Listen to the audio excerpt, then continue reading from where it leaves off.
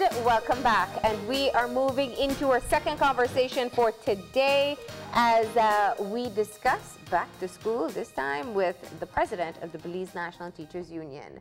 We are joined by Senator Elena Smith. Good morning, and thank you for being here. Good morning. Thank you for having me. Okay. So, quite a number of issues we can talk about, but I want to just start off by getting an update as to what is happening with the Teachers Union and some of the things on the agenda at the moment. Okay, so as you may be aware, 1 year of my term is over, and so I'm on my final lap, counting down to our convention in April of next year. What we've been doing, we've been working a lot on education of our members and the communication with our members. We find that a lot of our teachers are not really versed with the education rules. And so because of that, a lot of times, or oftentimes, we find that when they get letters, for example, of reprimand or any other issues come up, they're not sure what to do, or they're not sure how to respond because they're not familiar with the rules. They might know a few things, but sometimes, you know, what they should know at that moment, they don't know. So what we've been doing, we've been using Facebook, you know, trying to post videos about the rules so that they can, you know, can hear and they can understand what the rules are saying, what are their responsibilities and what are their rights, what are the things that managements are responsible for, ministry, the kinds of leaves that they can apply for, all of these things that are pertinent to them as a teacher. We try to put that out there on our Facebook page for them to be able to, at least they can go back to that, you know, and do a review if something comes up that they need. What are some of the primary issues, I know since we're going on that path, that teachers would have around this time? Increments is a major issue. Allowances, our teachers get commuting allowance and they do get hardship allowance. So if they live in an area that is designated as a hardship area, they are given an additional stipend every month for being in that difficult area. And that would be more in rural areas where you have to station at the school. Right, so it depends on where the area is, the distance, what it takes to get there, what are available in the area, you know, that kind of thing. Cost of living in the area, for example, maybe San Pedro. So those are things that we look at, or that the ministry looks at when they designate an area as a hardship area. And then commuting, as long as you travel 6 miles to work, then you are entitled to commuting allowance. And so you apply for that through your management and you are awarded commuting allowance. So a lot of times, because teachers don't know that is a right that they have, when they are told that you cannot apply or it's not given to you, then they just hands up and that's it. You know, they don't push the matter. So we are trying to get them to understand what are their rights so that you know, they can use those. You know, back to school, you know, bad news for teachers, good news for students. And when I say bad news for them, a well-deserved summer, which part of it is taken back by the ministry, which I completely disagree with. And now they have to go back into the classroom. What positive is there for teachers going back into the classroom in this new academic year? Is there something that I can, because if the teachers are happy, it's like a wife. A teacher is like a wife. A happy wife, happy home, a happy teacher, brilliant kids.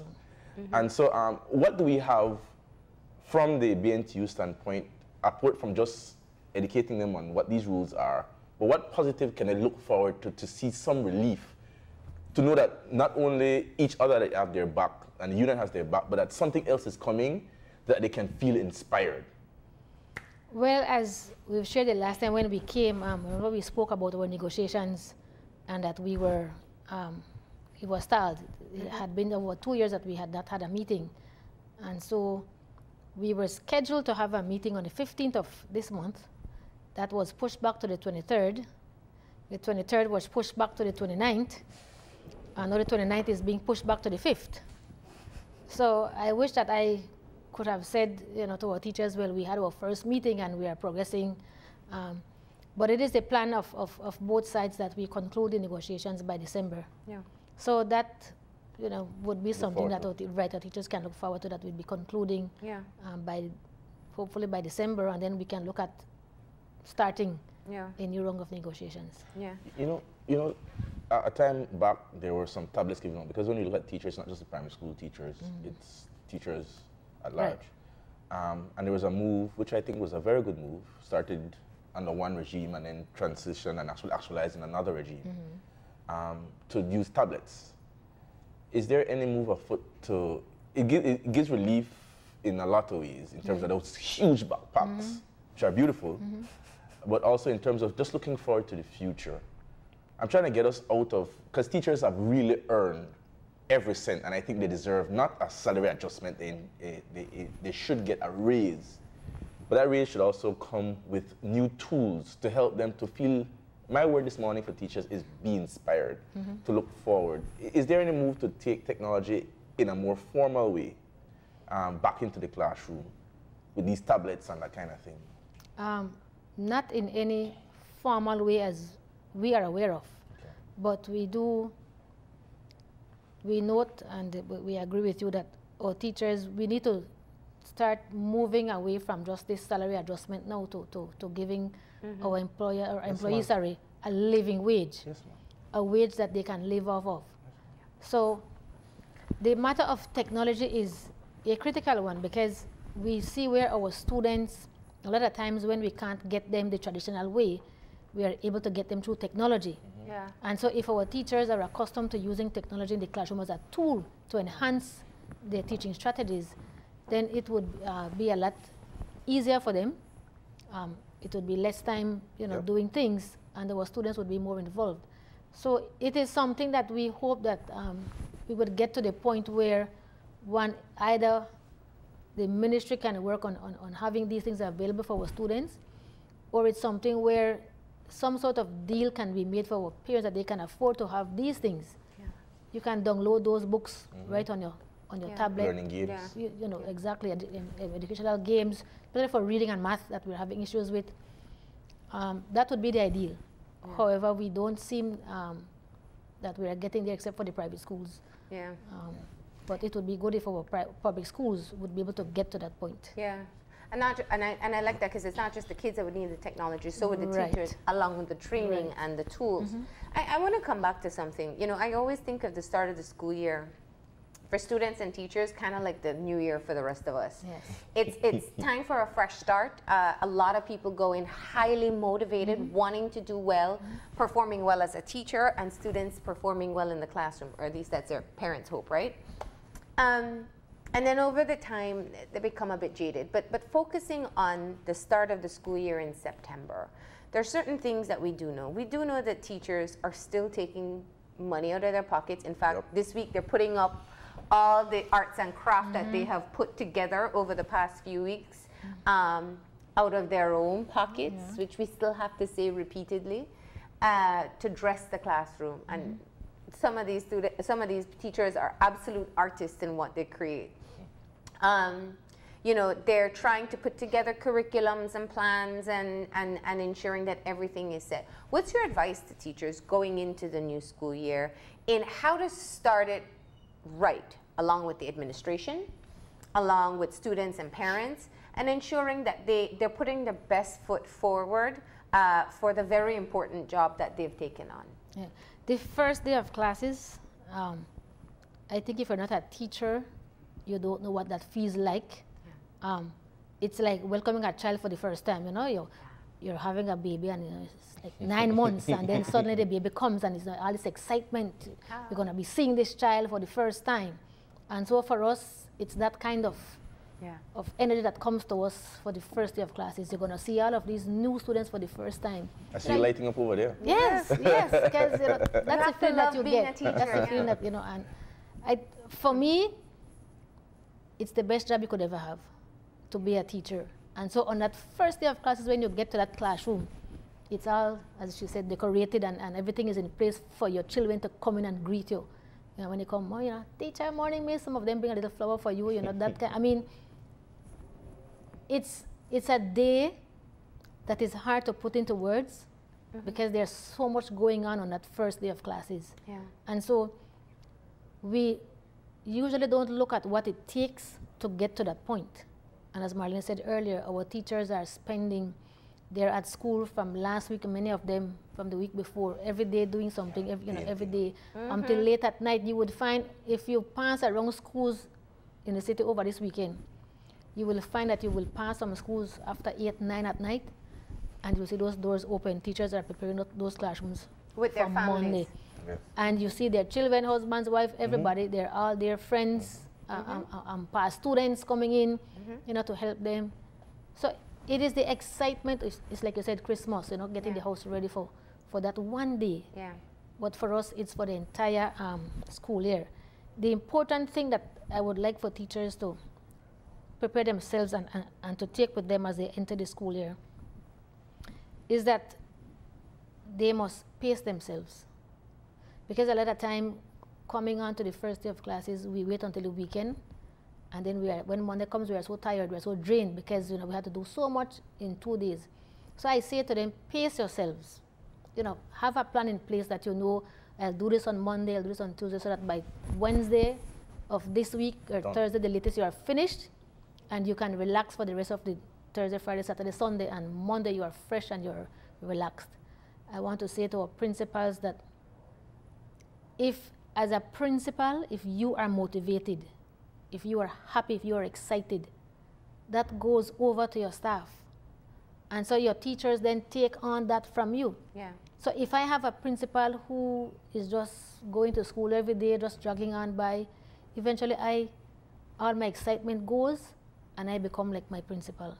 And then my students become like me, because that is what you are exuding. Yeah. That's what they're getting energy from you, right? So, our principals play an important role in ensuring that our teachers remain motivated and our students, because the students look at all of us. And as the principal, for them, it's like you're the prime minister. The principal is and the teacher. They're the school leaders. Yes. That's what they are. So, we are very critical to them. So what we do and how we carry ourselves and how we treat them. Treat your students as if though they are your own children. Yeah. Because at the end of the day, a lot of times we are all that these children have. Yeah. They have nobody else to come to cry with, to share their problems with, to lean on. We are what they have. And so if we are not open to that, then that is the start of losing a child. Yeah. Can I ask this though from a standpoint of a parent, a supportive parent? What more can the Parent-Teachers Association do? What more can the parents who are sending their kids to school do to assist the teachers? More so than just paying the school fees and that kind of thing. What more can we do to assist the teachers? For sure, we got to know back. We find, and I think maybe it's mostly in the public schools, but we find that a lot of parents do not visit schools to go and check on their children, just to pop in and see, how is John doing, how is Jane doing, is she doing her work, is she being Behavior. nice, is she respectful, that kind of thing, or to just maybe come in and just ask for a day to sit in the classroom, just for an hour or so, to see what teachers have to go through in the course of a day. You can do that? You can sit in Yes, you can. Wow. You can request, because you're not doing anything. So you can request, that you would like to come in, observe, for a bit, Wow. and see, Didn't know that. Yeah. what is happening in the classroom, and then you would get to see firsthand what teachers have to go through. Your child might not be a child who misbehaves, but you would see what other children do and how that distracts the teachers from doing what they are to be doing. Yeah. Or seeing the amount of work It they have to cover. takes, right? Yeah. How much of your lunch time you have to give up, that kind of thing. Let me bring this back, because I think one of the things, I also don't want to continue this conversation without recognizing that there are challenges for teachers as well. And one of the very clear examples that we're seeing is Gwen Lizarraga High School. And when a school is successful, the school is celebrated. When there's a failure, they blame the teachers and administration. And I want to come back to talking about what we are seeing happening there and your perspective as the union, so that we can understand. We have made it quite clear to the minister that we believe that a lot that has that school where it is political interference. And while they might not agree with how we see things, That is what we believe. Yeah. It's If a government institution. Right. Yeah. But it does not mean that it has to be that way. Because as we were discussing yesterday, look at EP York. That's a government school, but you don't see that sort of interference going on in the school. And what we have seen is that for whatever reason, some of these boards believe, or some of the chairman of the boards believe that their duty is to micromanage. And so in doing so, they don't realize that they are disrupting the school. They are not allowing the principals to take on their responsibilities as principal and do what they want to do because of, again, because of political interference. They want to determine who gets to be in administration, who gets to be in whatever areas. And then it affects the running of the school, and they are not seeing that. They are refusing to see that. The school board is appointed. Right. How important is it that the board itself has some kind of experience in education? Again, yesterday we met with the minister to discuss this matter of Lizaraga. And again, we shared the same things, that I was so surprised when there was an issue with a teacher and we were at a meeting of a board.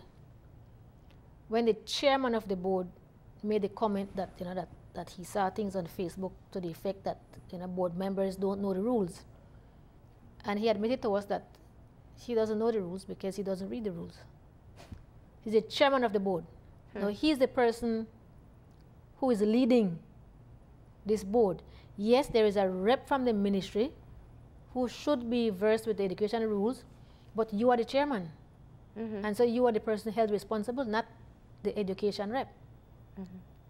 And so when we look at putting together these persons for these boards, we have to move away from, I'm putting my friend, I am putting my person who is politically connected, I am putting a person who voted for me, whatever reasons, and we have to look at persons who are quite capable of making decisions for the benefit of a school.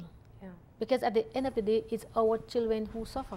One of the things I was curious about was looking at enrollment and number of teachers per school, because this will be very naive, but I saw it as an opportunity that you have a low enrollment and a high student-to-teacher ratio for a area and a school that needs the one-on-one investment. But instead, the teachers were let go. Talk to me about what it says in the education rules. You spoke of the chairman not knowing. I don't know all the education rules, but what is the actual, what do the rules say? And I'll admit as well that we don't know all of them either. We may know, like for example, if you ask me what does Rule 25 say, I won't be able to tell you specifically what it says.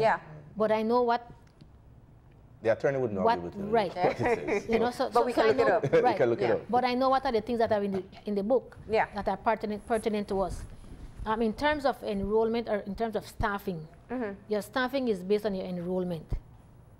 So if you have, and there are levels, right? So if you have this amount of students, you get so many teachers, that kind of thing, so much administration. You have a principal, a vice, or a principal and two vice, depending on. So if you have, for example, over 600 students, you'd have a principal and two vice, and you'd have like 30-something teachers, because again, it goes by the ratio. It would be ideal if we have a school who is not performing well to be able to have smaller class sizes, and so that our teachers then could offer more remedial work to these students. However, with the secondary school financing reform that was done, the monies that these schools get are based on enrollment. So you get an amount per child. And so that is the issue. Because if your enrollment goes down, then the amount of money that you get is less, and then you are not able to have as many teachers because you can't pay them less money. Can I ask this though, because there are two sides to every story, and the Gwendolyn story is my sisters went there, so it's a special place for me. And But Gwen Liz has done quite a lot. We keep on making this comparison between Gwen Liz and EP York, but there are things that are happening at Gwen Liz positively that are not happening at EP York. For example, there's an evening division, which is attracting a whole bunch of students, and you know from the gacha shop at the corner Boulevard at the end of the night. And then you also have I think it's the Gateway program on the same compound to the back. So things are happening there that are not necessarily happening at other schools. And so I'm not saying that it doesn't have all the other issues that it has, but it's something that really should be saved and something which should be steroided up and put back up on its foot. Completely, you agree? The school once was one of the top schools. Yes. I'll have to say once, you know, one of the top schools. But again, I'm not sure when the decline began. It depends on who you ask. They will tell you when certain persons took over. That's when the decline began. You know. So, but the thing is that the area that the school is located in is a critical area. Yes. Because it caters to students of a certain vulnerability, right? Yeah. Area and that kind of thing. So it is difficult for us to just look at the school and say, well, you know what? There are so many other schools, que sera, sera. That cannot be the attitude. It has to be that it's an important institution, it is needed in the area, and there are students who need to access education, and so we must provide that for them. That has to be the attitude. But when we compare, we are looking at the boards, not the schools, but how the boards operate and what they allow and how what they do affects the running of the school. So Gwen Liz is a very critical school that needs to be kept open. But for it to be kept open, there must be a lot of changes. And I want to say this, that the teachers were told by the ministry rep at that school, and I'm not going to hold back any punches here. The ministry rep informed the teachers at that school that it was the union who brought to the attention of the ministry the fact that the school is overstaffed and that teachers must go. Now, why would a union say to the ministry, this school is overstaffed, you need to get rid of teachers? That's I mean, right. how stupid would that be? That's not right. But the rep from the ministry, whoever gave her, because we met with the minister probably about 2 weeks ago, and in that meeting there was a minister, there was a CEO, and there was Dr. Bab and the secretary. So those are the persons we met with. We brought up the issue with Dr. Lorna McKay to say, you know, that this matter has been going on for so long, it has to be resolved because this issue has now affected the school. The teachers are not as motivated as before. The school will be losing good teachers if they continue on this path. Yeah. And the school has been losing students because of these situations. We brought up those matters to the ministry. There was discussion as to number of students, you know, oh, but the school still has so many students, and we were saying, well, no, we understand it has less, that kind of thing. How that went to BNTU saying that teachers must go, I don't know. When we brought up the matter with the ministry yesterday to the same 3 persons, well, they don't know how that could have happened because they didn't say anything to anybody. Well, who else sat in that meeting with us? So obviously somebody is trying to cause mischief and trying to, as they normally do, trying to put teachers against the union for the teachers to say, you know what, the union doesn't care about us, look what the union is doing. So I had to make that clarification because there is no way. We brought up the concern because we were concerned about the case dragging on. We are concerned about the teachers' well-being, and we are concerned about the students of the school who didn't have teachers at the start of the school. We heard that there were 8 missing teachers. So students went, I don't know how long, a semester, 2 semesters. How many teachers did they let go? As far as we understand yesterday, none yet. So they're all still on staff? They're all still on staff. Classes have not begun as yet. Classes will begin on Monday because they wanted to resolve this matter. Now, while we're on Gwen Liz, I'll just share with you what they told us yesterday. There are some teachers whose license would be expiring. Based on what they've looked at, the teachers' files and all of that, they have seen that those teachers would not qualify for a special permit. For you to get a special permit, you would have had to be going to school and have completed 60% of your course load. Those persons were not enrolled in school, so automatically, when their license expired, they will be out of the system. So those number of teachers, 5, 6, however amount they are, would automatically then weed themselves out.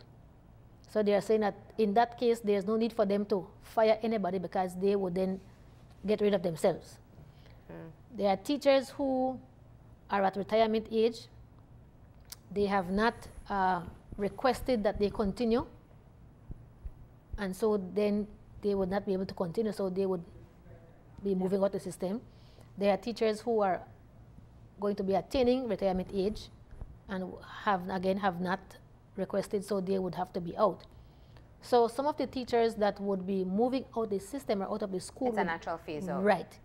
So they would have been teachers who would have been going out anyway.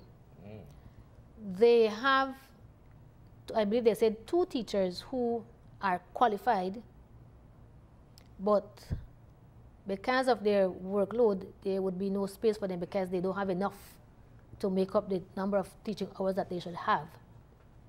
Out of those 2 persons, it seemed that one would be offered a position with the ministry somewhere else, and then the other seemed that the other might have chosen to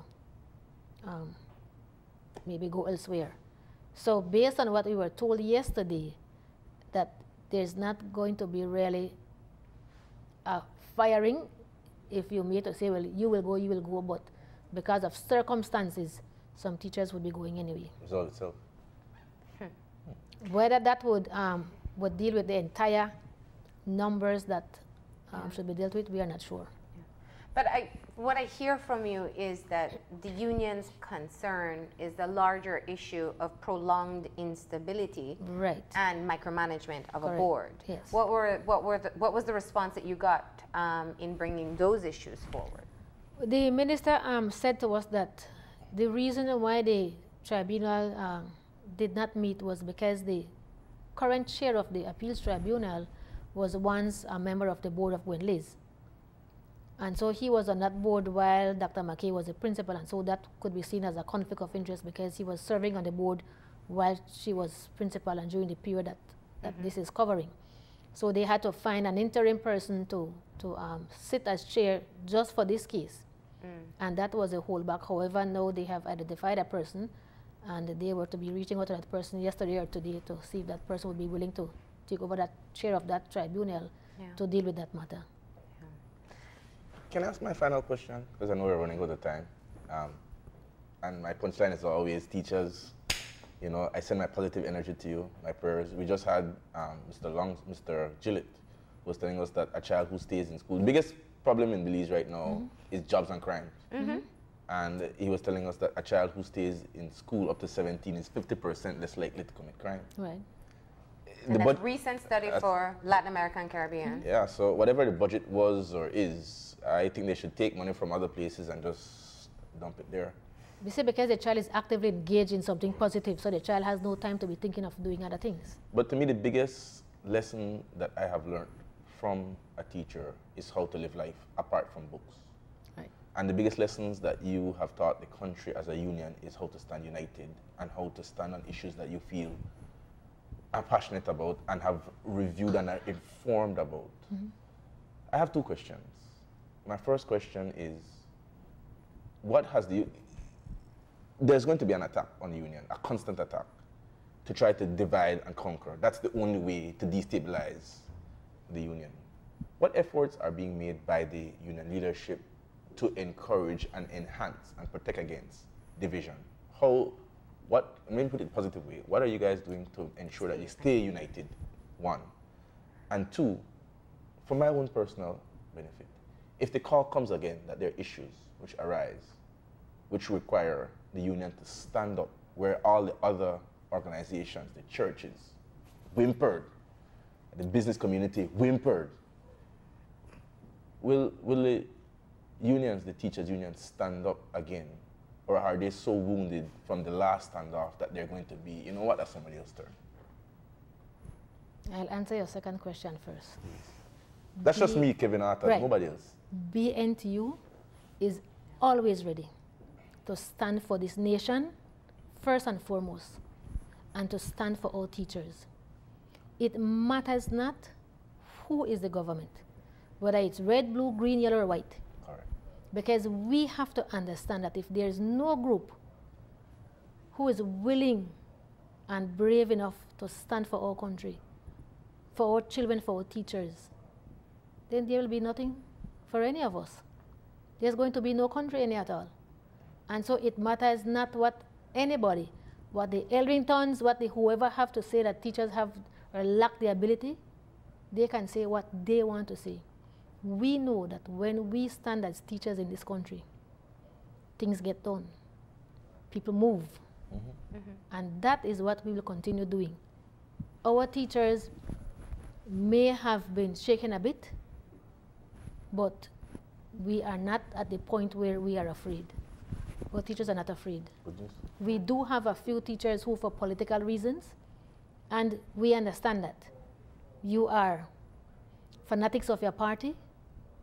You know, you might not want to stand out there against a party. And we understand that. But at the end of the day, what we try to say to our teachers